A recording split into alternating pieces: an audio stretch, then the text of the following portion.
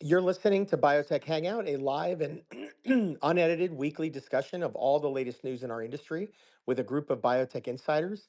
I'm Chris Garabedian, and my co-hosts today are Tess Cameron, Eric Schmidt, Sam Fazeli, and Brad Loncar. For more information about our hosts and guest speakers, or to listen to the most recent episode, please go to biotechhangout.com. All right, so we'll start with kind of the market environment. We had our first biotech IPO yesterday, LB Pharma, a company that's developing a schizophrenia drug that's in clinical stage. Um, it was pretty good, well received by the market. I'd say there was good price discovery there. It wasn't, a high flying, high valued IPO that we saw, in the high times, but it's held today and went up on the IPO yesterday. So I think it's overall a good signal. And then we saw a bunch of pipes and follow-on offerings this week of a large variety. Maze did a $150 million pipe. Rapport, following some phase two epilepsy data, raised 250 million in a follow-on. Camp Four did a pipe of 50 to 100, up to 100 million. That was mostly a recap. They changed out the board to get enough, money to continue going. They were kind of in that micro cap kind of area. And then Amylyx raised 175 million to fund commercialization of their post-bariatric hypoglycemic drug, avexitide.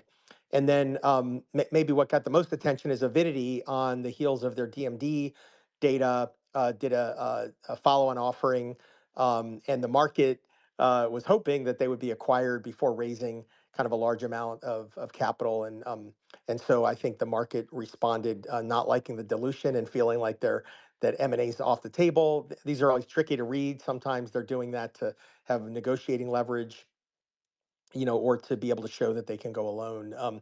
So, again, a lot going on in the markets. And before we move to M&A, any comments from the group, Brad, Eric, Tess, Sam, on just the market environment that we're seeing this week?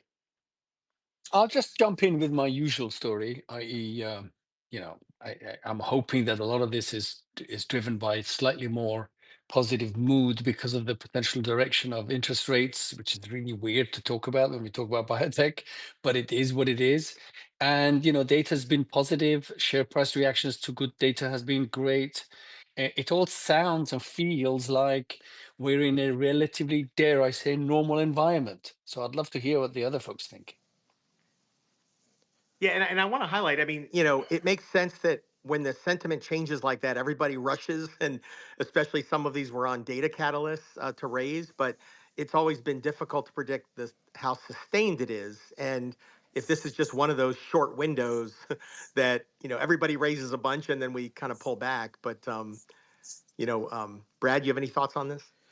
Yeah, I I was at the HC Wainwright conference for Biotech TV, and I interviewed the head of banking there. And of course, they traditionally, bank like smaller type companies. And he had like a golden quote about what's going on right now. He's like, look, for the last 2 years, our companies have been in survival mode.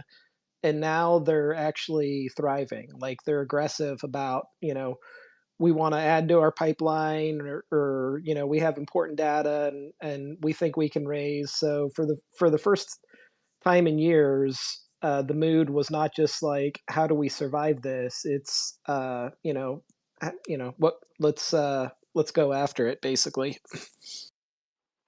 Yeah, that was a good interview. Richard Gormley, who's been a banker for many, many years. And, the XBI also, I mean, I know we know it's not the best representative of the broader market, but it's in the 90s and it's kind of teetering on that $100. We needed to kind of break out beyond that. But Eric, Tess, you guys have any comments on this? Well, maybe just that, I would agree with both Brad and Sam that things feel a lot better, certainly a hell of a lot better than they did 6 months ago. But it's still a touch and go kind of marketplace, right? I mean, I think Chris, the names that you mentioned for the most part are companies that were either recapping, which is certainly not a great thing to do, Yeah. Or companies that are at the upper half of the mid-cap spectrum with good data. So yes, we're seeing companies with good data and good results able to tap into the public markets. But I'd be a little bit cautious in thinking that it's game on for fundraising. Hopefully it's not game on for fundraising. Hopefully the market has a strong filter and sieve toward quality companies. We don't want to see what we saw 3 or 4 years ago. And I don't think we're going to see that anytime soon, by the way. Yeah, and I think private companies going IPO, I think that's LB as one, maybe a data point of one. It's, I think we're going to need to see some more kind of trend lines that, for good companies that are deserving to go public that can pull off an IPO, a healthy IPO. Tess, any comments before we go back to Eric on M&A? Yeah, I guess I just, echo what Sam was sharing in terms of the environment for rates. I mean, we'll see where they go. We're not out of the woods yet on inflation, right? So I think everyone was, um, you know, positive on the not good employment report, right? And then CPI came out and like it wasn't looking good, right? So I think that'll be, I think the Fed is definitely in a tough spot, and we'll have to see how that plays out in terms of rates. But at least that's a world that like biotech is kind of used to, right? Like we were living for several years and just kind of like, oh, the macro thing is like interest rates and like the jobs report and like the inflation report. And then we had this brief hiatus where it was like, no, it's everything else that could happen policy related. And so if we get back to a world that is really more, focused on rates, at least that is going to be a world that is much, feels more normal for us. Yeah, and I'll just add, I mean, it's a little bit two sides of the coin because, besides interest rates being high, keeping, other investors away from biotech because it is a risky sector. It's one that's probably most mystifying to a lot of, generalist investors. But the track record hasn't been great other than the COVID bubble. If you go back, 3, 5, 10 years, we still don't have a great track record to show that, yeah, it's high risk, but, they want to see the reward of putting allocations. Now, obviously, there's going to be investors who are in, private and public biotech, no matter what, in every season, the endowments, the pension funds, the foundations that have, tens and hundreds of billions of dollars under management. But, I think interest rates is a key factor, but I also think we need to show performance before everybody realizes they're going to be missing out on biotech. Obviously, the other big area is M&A that can bolster our sector. And Eric, you want to talk about one of the big M&As we saw this week? Yeah, I mean, hopefully there is at least a little bit of FOMO around this one. Chris, what you're referencing is Tourmaline being acquired by Novartis for $1.4 billion. I think that was announced on Tuesday. A healthy premium here, I think almost 90%. Maybe not a lot of people were that familiar with Tourmaline. They went public sort of through a reverse merger back in 2023. So their profile and perhaps even their ownership wasn't as broad as some of the other venture-backed companies we've seen in the space. But kudos to my partner Josh, who was recommending this name as one of his key picks, and it looks like a good outcome. Maybe two things in particular to note here. Tourmaline is another spin-out from Pfizer. The asset here, an IL-6 antibody, Tug. I don't know how to pronounce these antibodies. I thought all antibodies were supposed to end in mab, but Yeah. Tug is a tough one. Someone's got to explain to me why it's not a something mab. But it's an IL-6, and again, it was an asset that Pfizer was developing for autoimmune disease, and they decided to shelve it. And kudos to the team at Tourmaline who found this and developed it through to phase 3 readiness for atherosclerotic disease. So this is going to go much the way of, say, SpringWorks or Cerevel, assets from Pfizer that have then been monetized by others.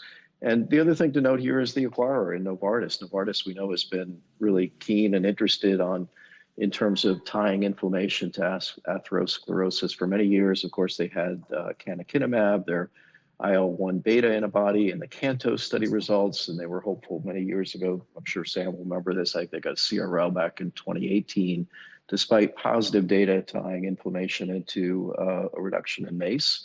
And they're coming back to the well, it seems, and looking at a slightly different mechanism, and hopefully going to take this into phase 3 with maybe a better ending. Excellent. Well, I want to shift to you know, Tess, you mentioned it. There's been a lot of other macro issues besides interest rates, right, holding the sector back. And to name a few, you've had the FDA changes, you've had most favored nation, you've had tariffs, IRA before that, right? But I think the most talked about has been China in recent. And I want to open this up to the broader group here. There's been obviously a lot more deals with Chinese companies. There's been a lot more development programs coming out of China, and then the executive orders. So this is kind of open discussion on all of those things. Brad, you followed the China market for a long time, probably more deeply than any of us over the many years. Do you want to kick this off for us, and then we'll go to Sam and Eric and others? Yeah, so Rebecca Robbins and her colleagues at the New York Times wrote a story that dropped a couple days ago. And basically, what it said was that the Trump administration has been drafting an executive order relating to China biotech. And the New York Times actually had a copy of it. And the gist is there's like two warring factions. Like, as we all know, the whole like China biotech story and all of the deal making and how, quickly Chinese companies are able to do discovery and early clinical work is hugely beneficial to large pharmaceutical companies. They're able to get assets very cheap, and they're able to de-risk them in ways that they couldn't do if you did all of the early work here in the United States. So they're lobbying the government to like not rock the boat on China biotech. And then on the other side, you have a handful of investors who are lobbying to basically like tighten the screws and saying that it's going to hurt our biotech sector and jobs, and ultimately, of course, hurt their investments and everything. And so that's kind of where it is right now. So the White House like responded to the New York Times and said that this isn't like immediately happening right now. Like they made it sound like it was still kind of like a back burner executive order, but the point is these two polar opposite views of the world are lobbying the Trump administration. And at the harshest end of it, like one thing that it mentioned that could be proposed is that the licensing deals that we see, it could be mandatory that they would have to go through CFIUS. And to me, it depends on exactly how they write it, but to me, that I would say that has the potential to like kill all of these deals, because like you could just make it so time and resource burdensome to go through that process. That it would really slow down deals like that. So that would, to me, be like the worst case scenario if you're an advocate for keeping things the way they are. And there's all kinds of other proposals that are, various shades in between. Like, for example, even though you need China data for late stage drug development, even though the FDA doesn't allow China data for like to file on or for very late stage studies, you still can kind of start like a phase 2 in the US if you have like China data showing that that a drug is safe and looks to be effective in phase 1. And so they could make that they could have the FDA just, choose to basically ignore China data altogether in like all stages of drug development. So there's like various things that could happen. So anyway, we don't know like the timing of this, and we don't know which side is going to win that argument. But I think it was a big newsworthy article that that made it public that this debate is happening, and an executive order had actually been drafted. So we'll see what happens. Yeah, I thought it was a well-written article that kind of gave the bigger picture view and the different factions. You were quoted in it, Brad, and yeah, it is interesting the tech billionaires, if you will, right? Peter Thiel, the guy who co-founded Palantir, has been vocal on Twitter about it. You've got Jared Kushner, you've got Koch brothers, and then you've got Sergey Brin, right? So not necessarily all from the conservative side of the aisle going up against pharma that seems to be very favorable of being able to do this. But Sam, let me go to you with a ex-US perspective. What's your take on all this? Yeah, I mean, Chris, let's call me a global guy. Yep, I am ex-US, but understood. I love the US and I come there as much as I can. So, and I'm, obviously sitting in the UK, I'm in awe of US biotech. But I want to take an angle here that I think is worthwhile considering. And if you're suffering from innovation or lack thereof, for whatever reason, which I don't think US biotech is suffering, um, it's not because someone else is better at innovation than you are. It's just if you've lost that power or the ability to do trials quickly, it doesn't change anything by shutting down somebody else and just carrying on the way you're doing. What we need is to speed things up in Europe and in the UK in terms of getting trials through. But I also want to highlight that it's it's it's a disservice to patients if we block the entry of novel drugs. There's no rhyme or reason why the best drug for a disease has to be that found in the US or in Belgium or in France. Why is it not possible that that best drug is found in China? Which, of course, we've seen examples of. Carvykti ended up being that case. Brukinsa has ended up being that case, if you want to call it. I mean, these are discussable. And one of the ones I've just recently seen is this PD-1 inhibitor, which you go, what? PD-1, Sam? Surely that can't be right. Serplulimab from Henlius. They developed it in China. They did a trial in Europe. It got approved in Germany for extensive stage small cell lung cancer first line. It's got approved in the UK based on European data. At the ESMO guidelines, it ranks above atezolizumab, i.e. Roche's drug, and durvalumab, which is AstraZeneca's drug. It ranks above in terms of clinical decision making. And they're now doing a head-to-head comparison with Atezo, with Tecentriq in the US, only in the US, to show whether it is better or not in a head-to-head trial. If it shows to be better, which the data seems to suggest when you do cross-trial comparisons, why would we not want that for our patients? So whatever happens here, there has to be some control over not curbing the access of patients to the best drugs. If that's kept, then whatever the US needs to do, Europe needs to do, they should do it. That's my stance.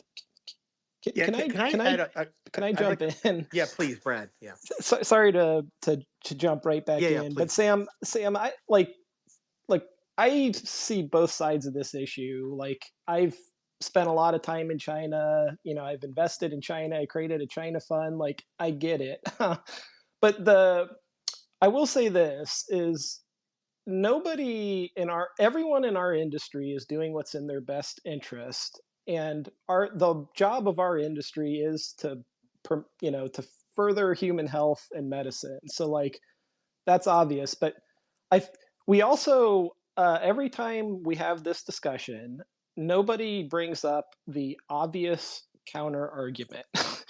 The obvious counter argument is like, what happened in China this week?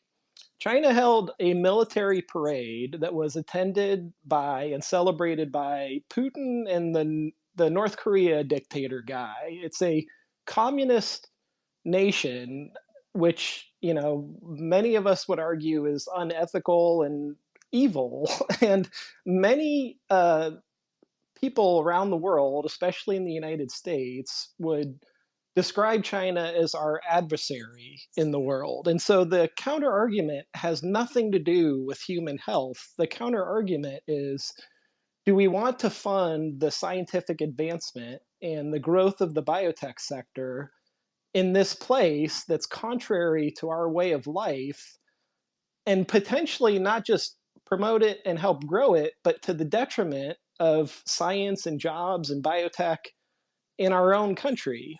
So like that's not an insignificant counter argument. That's something that, especially if you're outside of our industry, if you're a politician our job is to think about human health, their job is to think about everything, including those factors.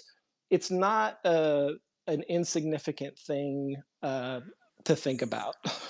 But I guess just to build, Brad, on some of the points that you raised, like the U.S. sets standards, right? The U.S. sets standards and says, like, here is what the FDA will accept. Here is the bar that you need to meet in order to be sold in the U.S., right? And there's, I think a lot of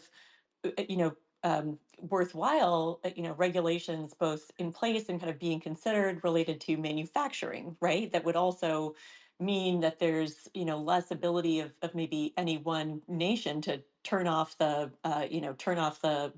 switch on manufacturing, drugs that Americans rely on.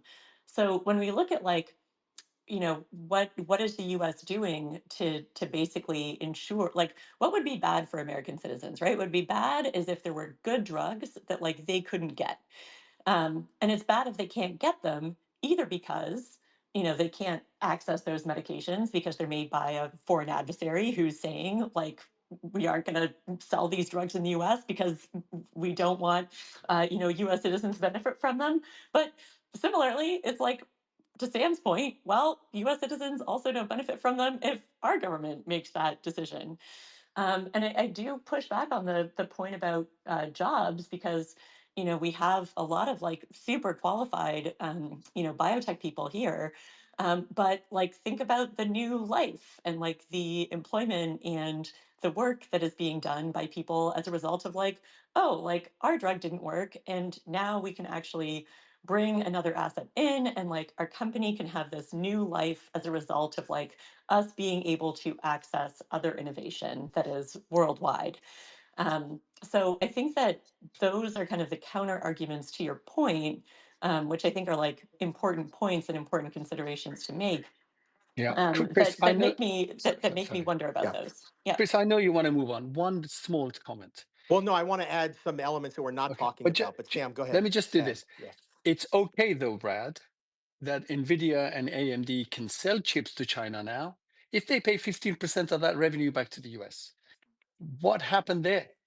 So I think there needs to be some consistency. Suppose this executive order turns around and says, yeah, sure, you can bring drugs here from China. Once you develop them, I want 10% of the revenues. I don't know. I'm just making it up. So I can't disagree with you. I'm not going to go into politics, but I'm still of the view that we have to let innovation happen where it is. By doing this, we're not going to change the system and the attitude of China. In fact, by not giving them the chips, you're going to force them to develop their own. And then we end up in a different world, completely different world. So look, it's very tough. Again, patience first. Yeah, I'd like to highlight an area that we're not talking about, which I think is actually bigger than the whole geopolitical. I think there's good arguments that we're hearing on both sides of this. Um, Look, innovation, I'm not concerned that the US can compete with China on innovation, right? What we've seen in our industry in recent times is a crowding around validated targets, all right, maybe too many products against validated targets moving into development. We've talked a lot about a lot of venture capitalists. I'll count myself in that. We tend to want to have more best in class, fast followers, better development strategies, bio better products to move into the clinic to differentiate. But when it comes to real innovation, and I'm talking first in class, right, on the cutting edge, I'm not concerned right now that the US can't compete on innovation. The challenge is really what I saw most concerning recently is, we as a sector, when the IPO window is open, great, we're all pretty happy. But when it's not, we have to rely on M&A. And big pharma for 20 plus years has relied almost predominantly on buying US biotechs for the most part to feed their pipeline to the tune of 50% or more of their pipeline. Now we're starting to see deals where pharma is saying, wow, do we even need to go through US biotech? Why don't we go straight to China? Let's do a collaboration like GSK Hengrui. All right. Well, then where does that push US venture capital, right? That means US has to really focus more on the innovation curve, right? The first in class. That is higher risk, higher reward if you get it right. But we know that, discovery research is not easy. And so I think the big concern for our sector is that pharma decides if they can go right to China, we don't really need US biotech, right? We're still outsourcing our pipeline, but it's not to the US venture back. Now, what we've seen in the last year is the US venture capitalists have been licensing in these China drugs, but then we see pharma saying, well, we can go straight to them. So I think that is a big issue where is if you were to stop that ability, right, to license in those China drugs, I don't know necessarily that we're going to see a scenario where, oh no, US is not going to have access to any good drugs. It's all going to be locked up in China. I think they're very good opportunistically. They're executing. And the other side of this equation that was in the New York Times article, which I hope FDA officials listen to this, we need to reform our ability to get into the clinic fast. I can't tell you how many companies we are looking at definitely going to phase 1, more increasingly going to phase 2 outside of the US because the FDA is the most inflexible of getting drugs into the clinic quickly and efficiently. And that's where China has been eating our lunch. And if we can change that, I think you may see a different scenario play out, right? And seeing more clinical trials in the US and maybe pulling back some of that balance. So I think there's a lot of dynamics at play here other than, oh no, we can't restrict innovation. These are structural issues that are affecting our sector that I think we need to take seriously. And of course, it's not just a US issue. I mean, look at the news that's happened in the UK over 2 days ago. Merck just canceled their mega R&D facility in London. And a month ago, GSK just signed that huge R&D partnership with Hengrui. So right there, literally thousands of R&D jobs in the UK that are like Right. tangibly do not exist today that would have You existed like if making me cry, don't you, Brad? exactly. All right. Well, look, this is a story that's going to continue to play out. We have to watch this executive order, see how it plays out. But I think it's a very nuanced and different opinions on both sides. All right. There's a lot of data this week as well, so let's move to kind of the data side of the ledger. Tess, you want to cover Revolution and what they announced this week?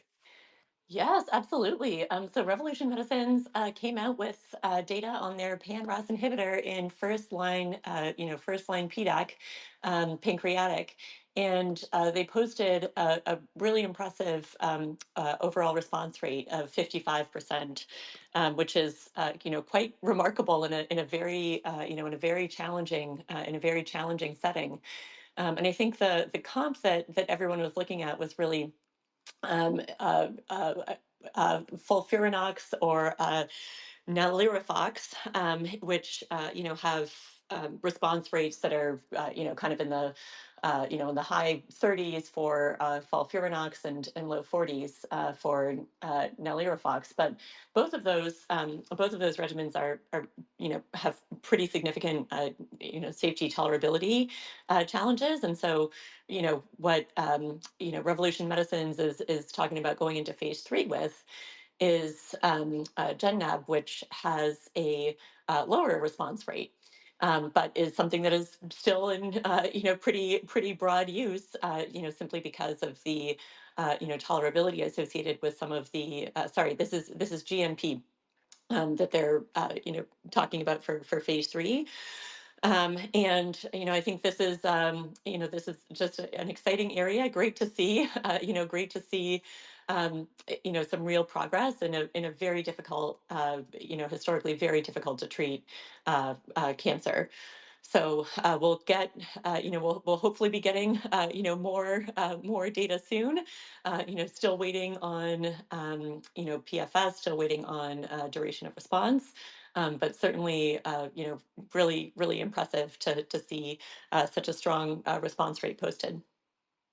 Well, and I'll just highlight first line is always risky and challenging, but if you win, right, it you win big, and so it's always nice to see companies taking chances on first line data.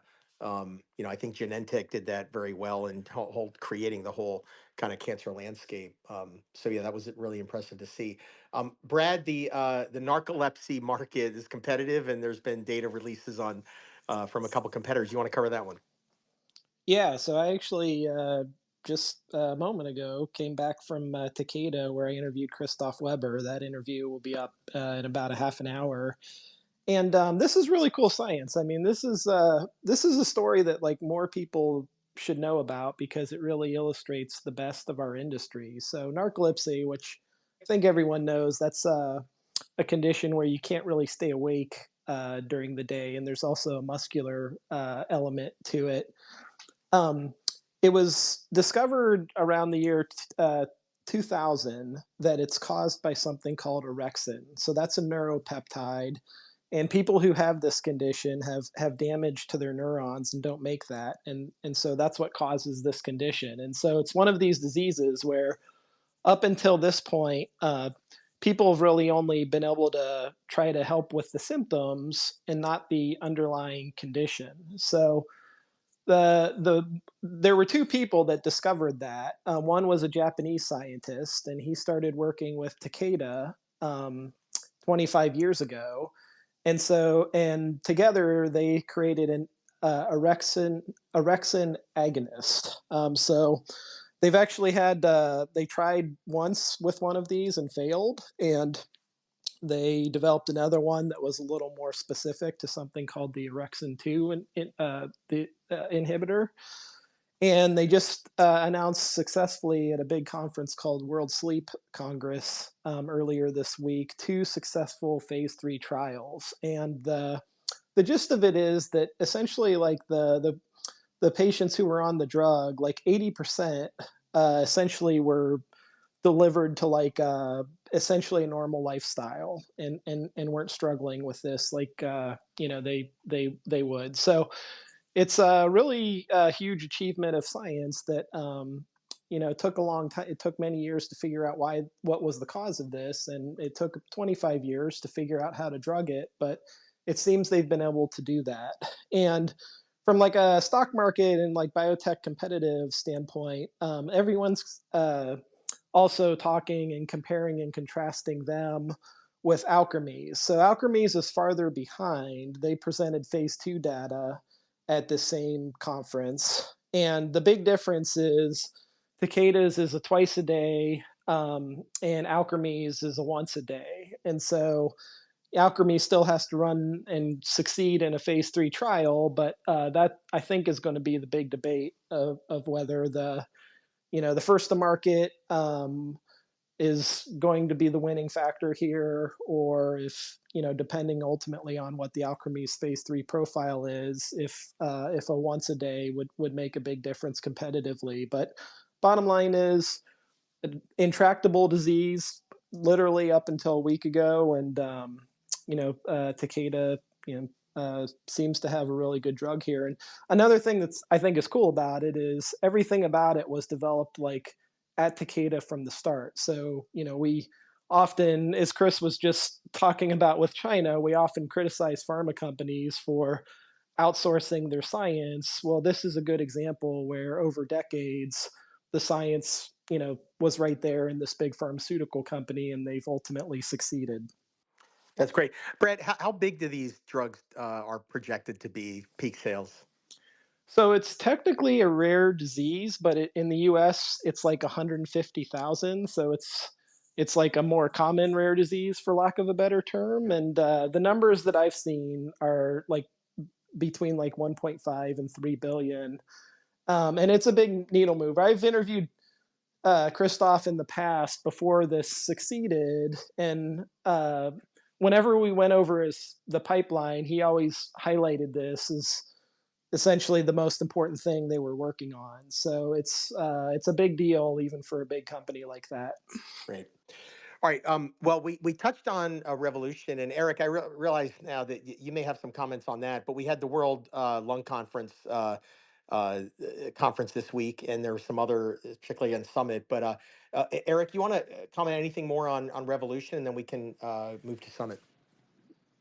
Well, no, thank you, Chris, for the opportunity. Revolution Medicines is just real simple. As Tess describes, they've got a wonderful drug. It's been 30 years of almost nothing working in pancreatic cancer. And yes, they're taking on some risk and going in front line, but these drugs of theirs flat out work. So I have every bit of confidence in the world that they will read out very positively. And the other wonderful thing about pancreatic cancer is we have a whole new set of mechanisms. PRMT5 inhibitors, Bristol, Amgen, and Tango are leading that charge. And they also look like they're going to work much better than anything we've ever seen in this indication. So finally, some hope for patients. But I'll turn it over to Sam because I know that he was actually sacrificing his weekend last weekend to attend World Lung, and he can start there. Yeah, I mean, sorry, the sacrificing in Barcelona is a very easy thing to do, as you all know, I'm sure. Look, the conference, I love this conference or any of these ones. I'm going to International Myeloma next week in Toronto because you get completely focused on one tumor. You don't end up having to tear yourself apart like at ASCO or ESMO, which of course are also must attend. So the sorts of things that we saw there obviously was summit data, but I think we'll talk about that last. And I know Eric has got some thoughts there too. But you know, this is a conference where we saw quite a lot of new early stage, sometimes updated data, sometimes new trials for small cell lung cancer is an area I was particularly focused on. Of course, there's ADCs being developed against B7H3, DLL3, SEZ6. AbbVie showcased the first time data for that in second line small cell lung cancer. All these drugs, and of course, Daiichi Sankyo updated their with Merck, second line, relatively large 137 patient data set with ifinatamab deruxtecan, which is the B7H3 again ADC. So that was one of the larger early stage data sets that came out, and you see similar ranges of PFS. Of course, you've got chemo here, which it helps. So it's in line with what you get with etoposide and carboplatin, which is the standard of care, maybe a little bit better. But in the end, you know, you got more side effects associated still with them that are important. And of course, the challenge for all of these is that you've got Amgen's bispecific in the to compete with, where you've got an immune angle to the therapy that you're dealing with, whereas with ADCs. Perhaps the hope is that that you get some immune reaction because of the focused toxicity within the tumor. But with Amgen, and they updated some of the data at the conference, you see some really, really strong efficacy, particularly in some of the phase 1-2 data from in first line small cell lung. So a lot of these drugs need to think about where they fit when tarlatamab, which is Imdeltra from Amgen, which is a DLL3 CD3 BiTE, moves into first line. Where do they fit? None of them really had data that showed how well they performed in patients post Imdeltra therapy, because I think a lot of these trials have been going on at a time where, of course, you don't have Imdeltra being used in first line or even at second line. I think they didn't catch quite many of those patients. So the jury, in my mind, is still out where these ADCs are going, and there's a whole bunch of them, right? Hengrui, IDEA has got one, which looks, I have to say, really PFS of 6.7, which is one of the strongest ones I've seen. AbbVie's looked that strong too. So we have to wait and see how these go. And then, of course, in first line, we had some data from update from Delphi 303, which is Amgen's trial of adding Imdeltra to the standard of care, which is either durvalumab or atezolizumab. And you know, in the atezo one, we had a readout that was 25.3 months OS, 48 patients.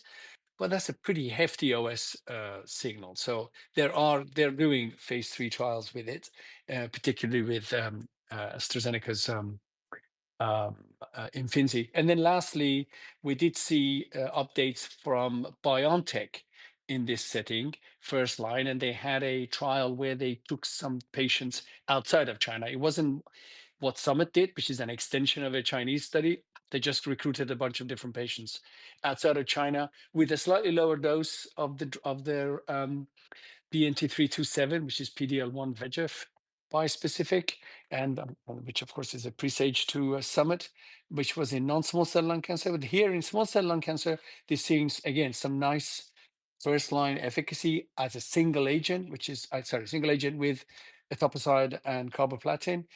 And you're seeing some decent ORR rates, really decent data, but really early readout. I mean, we had a 6.5 months median follow-up. So there's a lot more to go there. But I'm going to keep my eye on that. I'm more of a fan of a PD-L1 approach for these VEGF bispecifics than PD-1. Let's see if they work out. Maybe pass on to Eric to talk about Summit, and I can chip in a little bit after. Well, I guess the big news from Summit, and many of our listeners have probably seen, the stock was quite weak on Monday, down about 25% or so. And that's a big move. This is a $20 billion company. So 25% down, it's lost of $5 billion of value. And I get that this stock moves in big increments and is very volatile and heavily insider owned. But I'm not so sure the markets have it right in this case. What we were looking for from the Harmony study, and this is a small market opportunity for ivonescimab. It's second-line EGFR positive lung cancer, and really too small of a market to move the needle for the company. But what we wanted to see was geographic consistency. It's the first study in which non-Asian patients were enrolled. So we have some Western patients, some US patients, some North American patients. And honestly, there were a lot of different lenses through which you could have looked at these data sets. You could look at PFS, you could look at OS, you could look at benchmark data, you could look at hazard ratios, et cetera. And again, you could look across all those geographies. To my eye, at least, I thought there was more consistency than inconsistency. Obviously, the market voted with its power and came to a different conclusion. Sam, one thing you're going to have to explain to me is this fascination of the media with whether or not they can file on these data in the US. I honestly think it's completely off the mark. I think if Summit had to choose, they'd choose not to file, because filing only starts the IRA clock a year or two in advance and shortens their window of exclusivity and would probably be net present value destroying, in my opinion. So I don't think the company has any interest in filing, but still many of the media articles out there are about, wow, they can't file because they just missed on their primary endpoint of survival. But I'll shut up, Sam, and let you chime in. So Eric, wasn't that the message that they may have put out there sometimes in talking to some people with regards to this potentially being registrational? Certainly, they thought it could be, yes. Right. So I think And that's they're not sure yet. Yeah. No, of course not. You have to wait and see. I mean, they've got a very serious chief medical officer in charge there, Jack West, who, I think he's been one of the big advocates of you need overall survival signals for anything to be approved. But so I think the issue with it is that if you look at the data, you go, this is premature. So, I mean, if you look at the forest plot for Western patients and you subtract the US patients out, which you can do, you end up with a zero, i.e. a zero benefit in Europe. Why? Because the follow-up is very short. So they show this data. There is a press release that says US 0.7 hazard ratio on a very small number, or you have to switch those patients around, and you get a completely different hazard ratio. And I don't know whether they were pushed to do it. Is it the need for raising money? I don't know what the story here is, but I went around the conference, whoever I could grab, asked them, what do you think? Well, I'm not so sure now that I've seen this data. And of course, the discussant really didn't do them any favors. He literally said that he thinks pretty much most of the efficacy is coming from VEGF, not PD-1.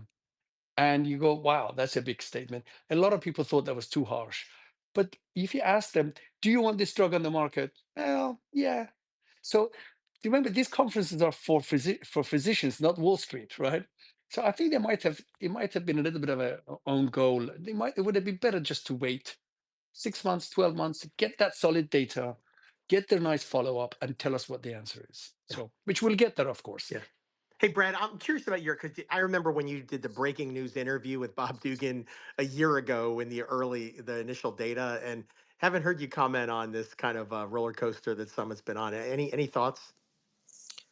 I have to admit, I didn't get a chance to look at World Lung closely, so I probably shouldn't comment. Yep. All right. Hey, Eric, there was other news, data news. Do you want to cover the myasthenia gravis? Yeah, and we can be quick here, Yep. Chris. I mean, I think what's interesting here is just that there's a new mechanism in town. This is from Dianthus. They had phase 2 data on a C1s inhibitor. The existing therapies for MG or FcRns and C5 inhibitors. So we've got another compound that's shown pretty good data. Stock reacted well. I think you already mentioned that they raised some capital. And this will be fighting for share and probably what is becoming a very large, perhaps even $10 billion or so market. So I'm not sure I've got much else to Yep. add other than that. Yep. All right. Well, we'll move to kind of regulatory safety updates. So there's been quite a few this week, and maybe we'll do a few of them rapid fire. So Intercept, which has had also their own roller coaster, this was the product that got approved for primary biliary cholangitis, and got accelerated approval, was rejected for full approval. This was the company that was public and then acquired by Alpha Science, I think, the Italian company. And basically, they just had news this week that they pulled the drug from the market. And, even though it's treating a kind of rare liver disease, it's also causing liver and organ damage and injury. And so, again, just an update on that.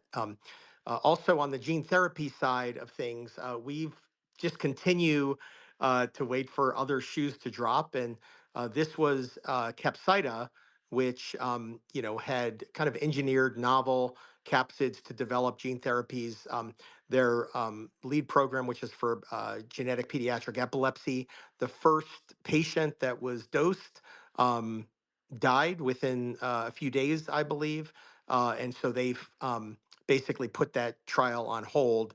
That's always tough when you're dealing with a pediatric and you have a death in the first patient that's dosed. But I think anytime we think that there might be a removal of some of the headwinds around gene therapy, it seems we still aren't out of the woods on some of the safety risks and concerns that we see in that space. Um, Eric, speaking of just safety, Soleno was in the news as well with the FAERS release. Do you want to talk about that?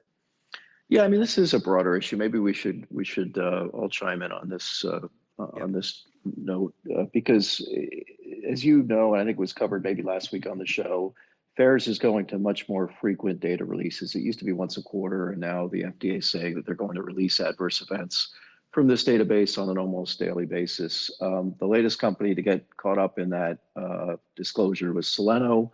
We had to deal with just last month something on Agios and their drug for thalassemia and sickle cell patients. So we're now seeing these fires erupt when FAERS results suggest that patients on these drugs are being harmed. Of course, correlation is not causation.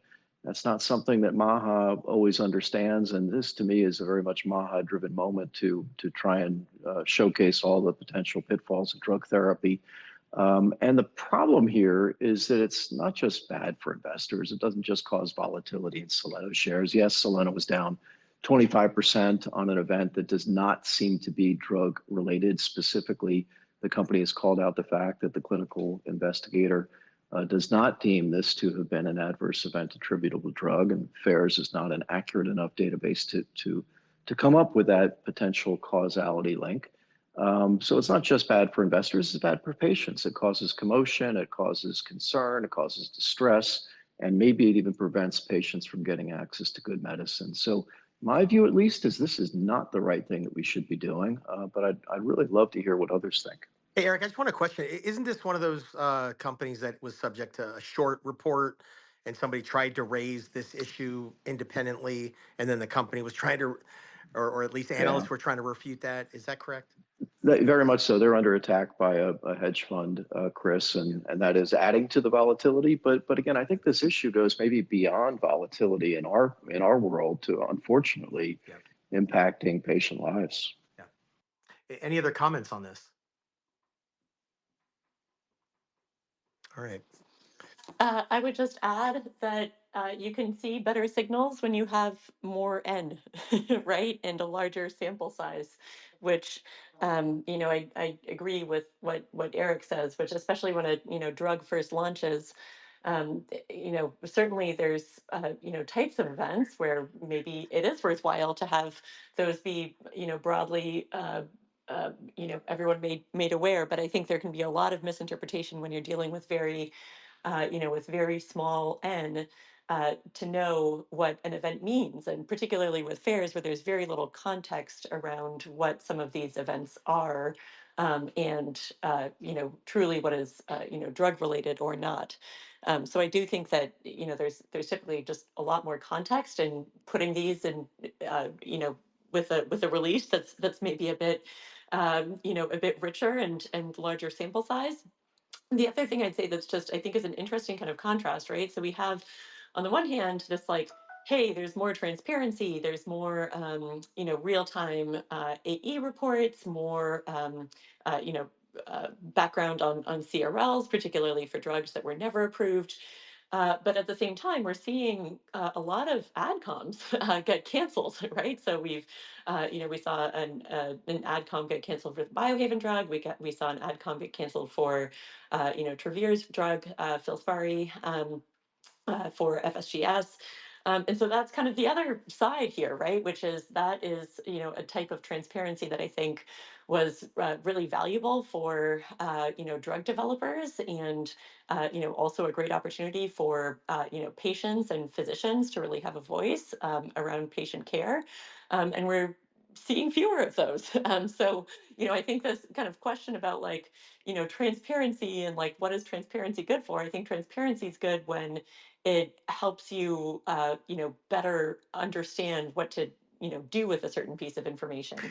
And I do think the CRLs are helpful, and I do think adcoms are really helpful, and I hope we get back to a world where those are more normal. Yeah, well, on that point, so Capricorn, which was in the news a lot this year, because there was an AdCom that was canceled, but then a CRL was issued. There was some debate, why the AdCom was canceled. It was scheduled and then canceled, and so when the CRL was released by the FDA, Capricorn put out a statement saying they were aware of the CRL, obviously, but they were not aware that the FDA was going to post it. And so they came back and said, hey, we had a response to the CRL and you didn't post that.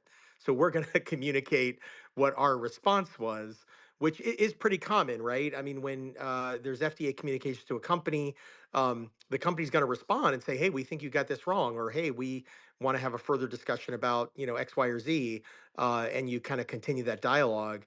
And so obviously the FDA doesn't have the right to post company communications, but I mean, it does raise the issue of, all right, how do these get adjudicated in the public domain? If the FDA's just sharing their view, then it's going to invite more company communication, which most companies don't like to air out their disagreements with the FDA, in public.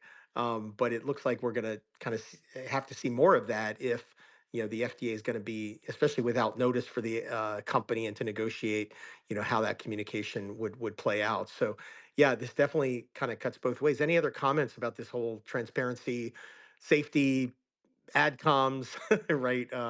Communications. Well, I would just add, I think you said it very well, Chris, that like there's an argument to be made for more transparency and publishing CRLs as soon as possible. But what you're seeing right in this kind of first example of that is how it could get out of hand quickly. And it's like every communication between the company and the FDA turns into a public press release. Like, is that really Healthy. exactly? Right. Yeah, yeah. Yeah. And I'll just say, I mean, look, partly from the Sarepta experience, but adcoms can be politicized as well, and how they craft the questions and the briefing documents. And so, I definitely am in the camp of, adcoms can be good if they are used appropriately and objectively, right, to have a good discussion, debate among independent advisors. So it'll be interesting to see where the FDA stance evolves. It might be that they feel that the AdCom process needs some re-engineering, and that they come back out. But I think time will tell, what that ends up looking like. Uh, I'll just add also, there's the SEC action. Part of this is you keeping biotech companies honest, And there was some chatter on Twitter saying, hey, it was a good thing that the SEC took action on a former Fibrogen chief medical officer that manipulated data. The company had communicated that data to investors. They had to come out and recant that it was manipulated data. And again, I only highlight this because we need these types of actions to keep all of the biotech companies honest and try to dissuade and discourage any of that type of misrepresentation of data or manipulation of data. Obviously is more and more egregious. uh, Sam, I want to ask you, BridgeBio, this is not really a regulatory issue, but they are Bloomberg, and I know this is not your group that writes up on the industry, but they accused Alnylam, Pfizer of not playing fair in the ATTR cardiomyopathy market. Do you have any insight on that?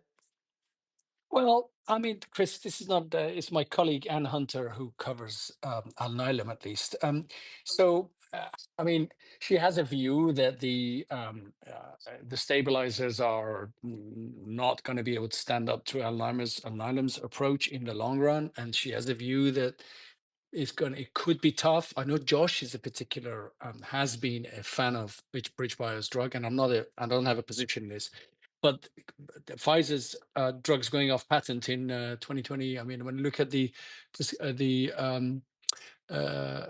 consensus numbers, Vyndaqel kind of disappears or peaks in 2027 and then starts crashing from 28 onwards. So of course, I mean, are we surprised that Pfizer's fighting tooth and nail to protect and grow this drug because they need things that are growing?